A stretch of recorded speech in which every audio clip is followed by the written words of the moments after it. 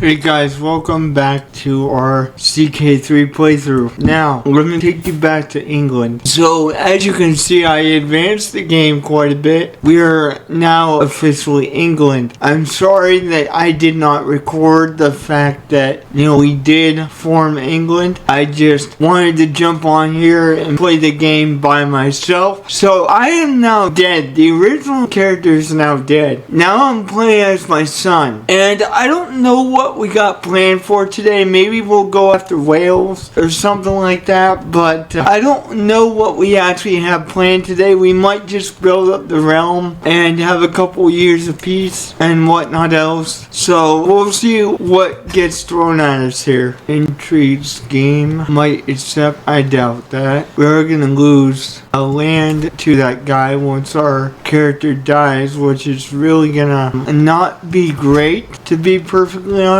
but at the same time I don't think there's a way around it, especially since there really isn't a way around it. As you can see, we have about negative 1700 prestige, but that's because I did something stupid and I apologize for that. But let me get the game rolling here so we can start getting some currency in here. Okay, mysteries of the scriptures. My daughter, what's her name, and her little friend, whatever this name is, had taken a copy of the scriptures from the study and brought into the playroom. Whatever her name is, tried to read it, but quickly realized that the words were best left to a priest. She seems completely content with her inability to understand the deeper meaning of the book. Okay, so let's see what we can do here. This is basically a trait thing where we basically give her the traits that we need. So I'm gonna,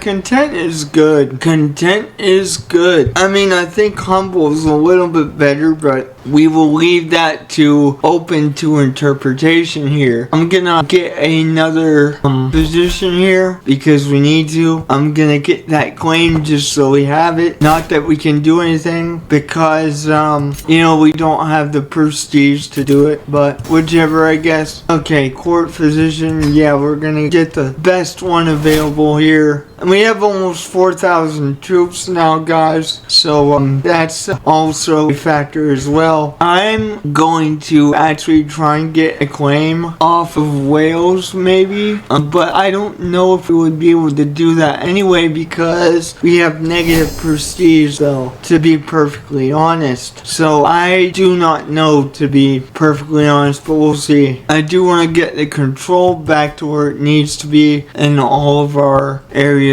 of England. As you can see, we are very, very rich as of right now, but the one thing that we're really lacking is prestige and piety. How exactly we're gonna get prestige back, I have no idea, but I really want to do like a feast or something, to tell you guys the truth. I really want to get a feast going, but I don't know how to do that anymore. Okay, so we do have the battlements at this point. So we have 520 gold, so I'm going to start to build up our forces even more now, because I'm pretty sure we could probably upgrade the buildings in some places. Okay, I think they're working on the battlements is what it is. Alright, in that particular case, let me go check that so that I know that that's what they're doing, because I did get a notification saying that either that was being completed or that was completed, but I want to say that it's being worked on at this point. Actually, you know what? I'm thinking we should take the steward, and instead of upgrading the development, we should start doing cultural stuff, just so the Anglo-Saxon culture goes up a little bit more. So I'm gonna take stewardship, dude, and say, hey, I want you to promote the culture. We'll start with Devon and get that going. It's gonna take him 9 years to do that. That's crazy. Okay, first steps. Alright, I'm just gonna ignore this one because we've had this event so many times. We're supposed to be getting 4,000 men, but we don't have that exactly. but it is what it is. I really screwed up doing that war off screen, trying to, get some of my claims from my vassals. I shouldn't have done it. It really screwed me up a little bit, because we got like negative 1400 prestige here. You know what? Okay, you want the claim. Where do you have the claim for? Hold up, where is this place? I don't really I'm not sure. Okay, let's hold a feast and see if we can't get some more prestige for us. Select goods, sir. Hello, sir, let's have a feast together. Okay, danger, trembling fruits. Oh dear. Tempting fruit. Okay. On the road that takes us through... Hold up. Okay. On the road that takes us through parts of Kingston, while I scan for dangers ahead, a rustling bush grabs my attention. Could it be a wild animal? As I brace myself for impact, whatever this person's name is jumps out of the bush holding a plant. You scared me. Whatever this person's name is. Anyways, let me see what you have. Here is some kind of fruit, I exclaim. It looks good and smells delicious. I wonder how it tastes how I bite, she says. I do not like this at all. Okay. So even our second character is starting to get up there in years, which is